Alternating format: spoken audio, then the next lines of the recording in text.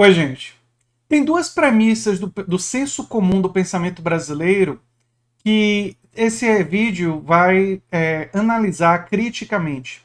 Uma delas é que a esquerda necessariamente precisa se aliar com a direita para ganhar eleições e que se não se aliar com a direita ou com a chamada centro-direita, né, sempre entre aspas, porque esse pessoal que se diz centro-direita na verdade é uma direita basicamente liberal, sem essas pessoas, a esquerda necessariamente perderia. Essa é uma premissa. A outra premissa é que a esquerda precisa se aliar à direita ou à centro-direita para ter governabilidade, que é uma outra palavra para dizer que sem isso fica impossível aprovar medidas no Congresso, a agenda do ponto de vista legislativo acaba não andando e isso impediria que um governo prosperasse. Eu vou falar sobre essas duas premissas nesse vídeo de hoje. Mas antes de falar sobre essas premissas, é importante destacar uma coisa: existem circunstâncias, sim, que esquerda e direita, pessoas de esquerda e direita, organizações de esquerda e direita, podem andar juntas e lutar por algumas causas em comum. Quais são essas causas? Por exemplo, vacinação. Existem pessoas da direita liberal, políticos, instituições. Nem todo mundo é negacionista, tipo o Bolsonaro. Nem todo mundo chamou a Coronavac de vacina, né? Então existem pessoas que defendiam, já desde o ano passado, uma política de vacinação. Existem amplamente no espectro político. E nós podemos nos reunir e lutar juntos por uma questão como essa. Existem pessoas que, por exemplo, no ensino, a importância do ensino da teoria da evolução e rechaçar o fundamentalismo religioso em nossas escolas, né, e como ele tenta proibir o ensino da teoria da evolução e, por consequência, a presença de um conhecimento científico nas nossas escolas. Pessoas de esquerda e de direita podem se unir numa luta como essa. Já no aquecimento global é um pouquinho mais complicado, porque as medidas necessárias muitas vezes contrariam pensamentos econômicos da direita liberal. Fica ali já um pouco mais complicado. Mas pelo menos na intenção é possível reunir. Nas políticas, aí eu acho muito difícil. E na defesa da democracia é possível se todas as lideranças de esquerda forem convidadas a assinar o documento, né? Como eu expliquei no vídeo anterior, um documento que se diz defensor da democracia, mas exclui as principais lideranças de esquerda do país. Guilherme Boulos, Marcelo Freixo, Lula, Fernando Haddad, Manuela Dávila, Flávio Dino, diz todo mundo, vocês estão fora. Isso não é um manifesto pela democracia, é um manifesto em prol de uma democracia liberal, de uma orientação liberal. Né? Vejo até o convite ao Ciro como uma tentativa de aproximar ele dessa perspectiva e afastar ele do projeto que ele e o PDT têm defendido nos últimos anos. Né? Algumas pessoas dizem assim para mim, mas o Ciro sempre foi de direita. A questão do posicionamento pessoal do Ciro não é tão relevante nessa questão para mim. O que é relevante é a orientação do projeto, né? E claro, quando você se aproxima dessas pessoas, você se afasta. Inclusive, foi a mesma crítica que eu fiz ao PT quando se aliou ao PL e quando se aliou ao MDB. E, aliás, eu não preciso lembrar o que é que a aliança com figuras como Temer deu. Né? Eu espero que essa lembrança ainda esteja bem viva na memória dos brasileiros. Então, não é necessário caracterizar com profundidade isso. Né? Mas, fora desses aspectos de defesa genuína da democracia, defesa da ciência, defesa de questões pontuais, os interesses entre pessoas verdadeiramente de esquerda e pessoas de direita e pessoas que representam os interesses e foram financiados. Isso é muito importante entender. Os políticos da direita liberal e até alguns que estão em partidos ditos de esquerda, seja PDT, PSB, PT ou outros, é bom dizer, são financiados pelas grandes corporações empresariais, indiretamente, através de seus executivos. São financiados pelo grande capital. E, por isso, respondem aos interesses de seus financiadores. Os patrões desses políticos, que estão praticamente em todo o chamado centrão, e também em partidos ditos de esquerda, tem políticos, e o caso da Tabata foi apenas um caso exemplar, mas existem muitos outros. Né? Não pense que é só a Tabata, né? Tem muitos outros. que foram financiados por esses grupos são pessoas que representam os interesses econômicos desses grupos empresariais, predominantemente. Foram selecionados, inclusive, porque já tinham uma predisposição a defender isso. Isso significa que os interesses e projetos de país são contraditórios e não podem ser compatibilizados. E, aliás, a gestão do PT mostra isso.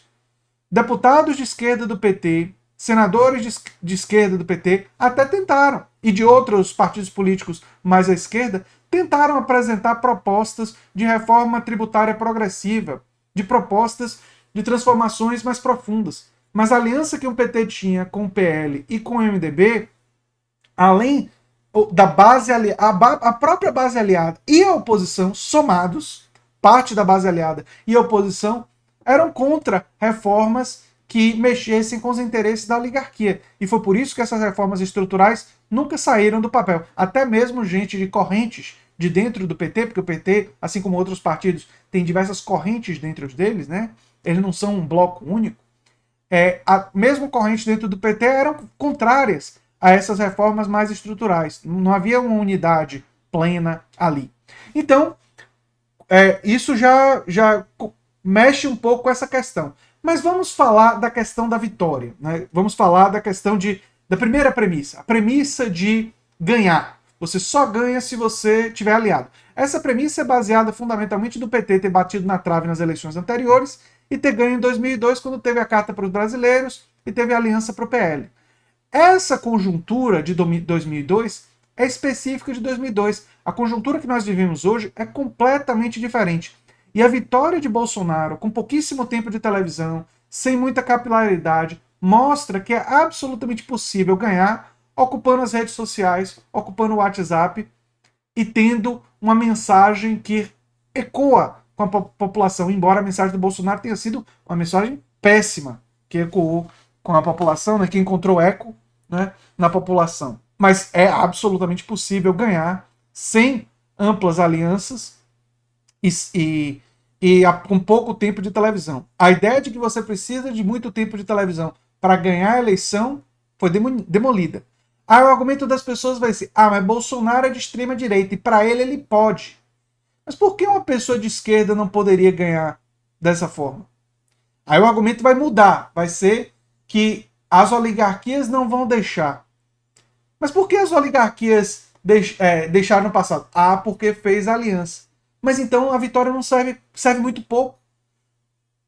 Uma vitória de esquerda que não venha produzir reformas estruturais vai apenas viabilizar a volta da direita no futuro. É isso que as pessoas precisam entender. A gente não pode lutar apenas para ganhar a próxima eleição. A gente tem que lutar para construir uma sociedade em que certas ideias da direita se tornem politicamente inviáveis. E para isso é necessário construir as reformas. Para mim também está absolutamente solidificado que as pesquisas recentes mostram que os candidatos mais à esquerda, né, são os candidatos que têm melhores chances contra Bolsonaro. É isso que as últimas pesquisas do Atlas Político, por exemplo, têm mostrado. E o Atlas Político, é bom lembrar, foi o instituto de pesquisa que mais acertou nas últimas eleições. Quando eu cito o Atlas Político, tem gente que dá risadinha. Essas pessoas que dão risadinha deveriam saber a diferença entre estar certo e estar errado. Né? Enfim, aparentemente não sabe. Mas enfim, então é muito importante perceber isso. Já os candidatos mais à direita são os candidatos que dão mais terreno ao Bolsonaro, mais chance do Bolsonaro ganhar. A conjuntura mudou. O eleitor brasileiro, ele caminhou mais para os extremos e não só isso. O eleitor brasileiro hoje não se pauta exclusivamente por televisão. Tempo de televisão não vai pesar tanto assim quanto pesava antes. E o eleitor brasileiro não vai se guiar tanto por apoios. A capacidade de transferência de votos, com exceção talvez da capacidade de transferência de votos de uma pessoa como Lula, que tem muita capacidade de transferência de votos, a capacidade de transferência de votos da maioria dos políticos, né, é baixa. Bolsonaro tem uma certa capacidade de transferência de votos na extrema-direita, mas que está diminuindo também. Então, a capacidade de transferência de votos, em termos de conseguir apoio de grandes figuras, no cenário brasileiro atual, é baixa. O que significa que o cenário político brasileiro para 2022 é incerto. E isso significa que não há nenhuma segurança que uma aliança com partido de centro-direita vai te ajudar ou vai te prejudicar. A verdade, analisando as pesquisas e analisando o cenário político brasileiro, é que nós, se tivermos coragem e humildade, temos que reconhecer que não dá para afirmar nem de um lado nem de outro, e que, segundo as pesquisas, é plenamente possível vencer com alianças apenas à esquerda. Assim como é possível vencer com alianças ao centro. Então a primeira premissa ela se torna falsa porque ela cria uma necessidade que não é verificada materialmente. E todas as evidências sugerem, as evidências recentes, e as pessoas se lembram das eleições passadas e esquecem das eleições mais recentes, que mostram com uma conjuntura completamente diferente. Mas aí vamos para a segunda proposta, né? Segunda premissa. A premissa é que só teria governabilidade se fizesse essa aliança. Mas essa governabilidade, repito, é uma governabilidade sem reformas estruturais.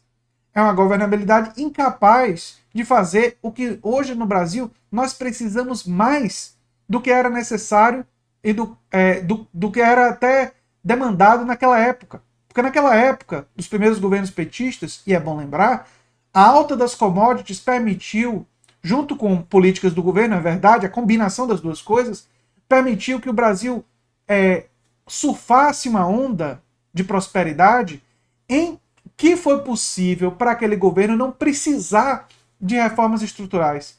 O Brasil está quebrado. Esse não é o contexto que nós vivemos hoje. O Brasil hoje exige necessariamente uma reforma tributária progressiva. Nós temos que revisar a injustiça que existe no sistema tributário brasileiro. Essa é uma emergência. Nós temos que fazer a auditoria da dívida pública, emergencialmente, como fez o Equador. Nós temos que fazer uma política de incentivo e expansão do setor cooperado brasileiro. Nós temos que introduzir uma política de renda universal de cidadania. Nós temos que democratizar a democracia. Sobre a questão da governabilidade, eu gostaria de dizer o seguinte: essas reformas dificilmente vão passar por esse Congresso. Tenha você aliança, até você não tenha. Porque o Congresso é predominantemente hostil a essas reformas. Então, André, qual é a solução? A solução é os partidos de esquerda defenderem, como aliás Haddad, Ciro e Boulos falaram sobre isso nas últimas eleições. É bom lembrar, todos três disseram que o mecanismo dos plebiscitos e ampliar a participação popular para as questões nacionais seria um mecanismo importante para reverter os danos que foram provocados a esse país. Ora, esse é o ponto-chave, o ponto central.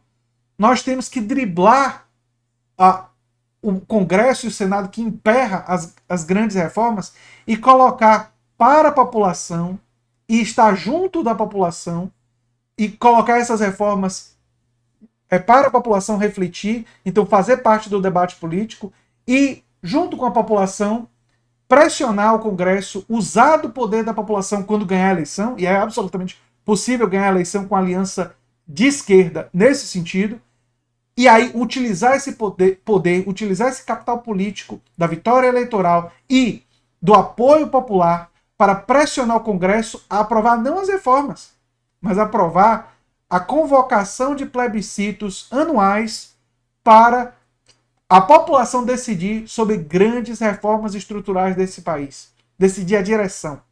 Nós temos que democratizar a democracia. Nós temos que ter uma democracia mais profunda, mais substantiva. Esse tem que ser um elemento central. Isso, aliás, está no meu livro, A Nova Máquina do Tempo. No meu livro, A Nova Máquina do Tempo, ele está ali. Vou até pegar ele. Ele está aqui, ó. Ele está aqui, ó. No capítulo 5 do meu livro, já tem a defesa da democracia ampliada. A defesa da democracia ampliada foi uma coisa que eu defendi lá atrás.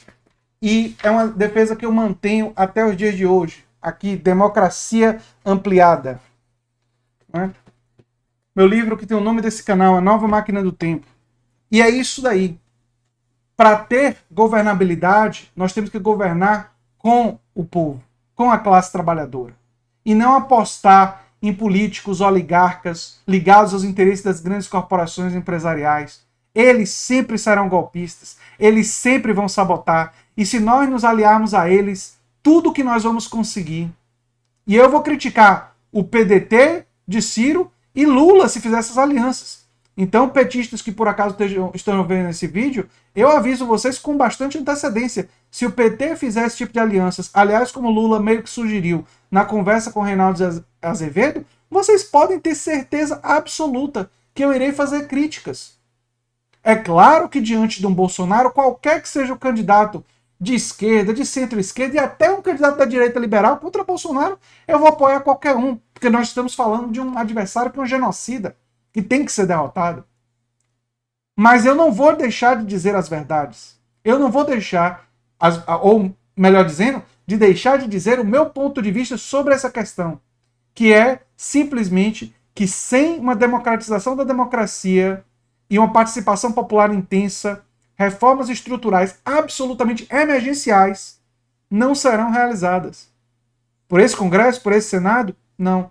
E nós não vamos conseguir mudar esse Congresso e esse Senado em 2022. Isso é muito importante que fique claro para a população. Sempre lembrando que nós temos muita luta em 2021. Por renda solidária, auxílio emergencial, vacinação, distanciamento social para minimizar mortes. Nunca vamos nos esquecer disso. Mas enfim, era o que eu tinha para dizer sobre esse assunto nesse momento.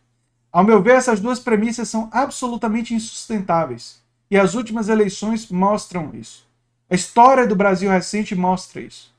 É possível ganhar só com redes sociais, como fez Bolsonaro, e uma pessoa de esquerda poderia fazer, sem sombra de dúvidas, isso. Hoje, se a eleição fosse entre Lula e Bolsonaro, fosse entre Haddad e Bolsonaro, fosse entre Ciro Gomes e Bolsonaro, tanto Lula, quanto Ciro, quanto Haddad ganhariam a eleição. Ganharam a eleição, inclusive, bem, segundo todas as pesquisas. Né? A maioria das pesquisas, todas não, mas a maioria das pesquisas sinaliza isso com bastante folga. Né? Então é isso. Agora, o fundamental é construir esse caminho, solidificá-lo, com propostas, com diálogo com a população e uma aliança ampla do espectro de esquerda. E se tiverem forças, digamos assim, mais moderadas do outro espectro, que queiram apoiar e que estejam dispostas a não querer sabotar, pode-se dialogar com muito cuidado. Porque o fato é que essas pessoas não são confiáveis. E a história recente do Brasil e o que aconteceu com Michel Temer e Dilma prova isso de forma absolutamente concreta. E espero que erros do passado não se repitam no futuro. Era o que eu tinha para dizer. Eu sou André Teixeira Jacobina, você está na Nova Máquina do Tempo. Se você gosta do que a gente faz, se inscreve, dá um like, compartilha e quem sabe vira membro do canal. E a gente se vê em um próximo vídeo. Tchau, tchau, gente, e até lá.